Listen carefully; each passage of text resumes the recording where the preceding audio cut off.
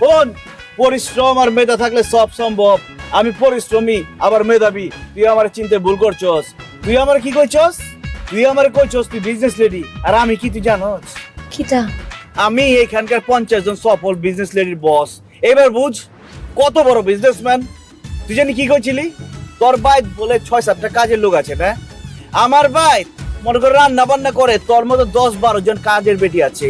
আর পুরা বাড়িতে যে কতটি কাজের বেটি এটা আমি কোনোদিন গুইনা শেষই করা পারি নাই। তোর লগে বন্ধুত্ব করবার চাইছিলাম, তুই করস নাই, খুব ভালো হয়েছে।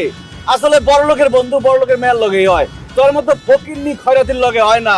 যাই হোক, তোর লগে কথা কয়ে সময় নষ্ট করার মতো সময় আমার হাতে নাই। যা ফকিন্নি যা।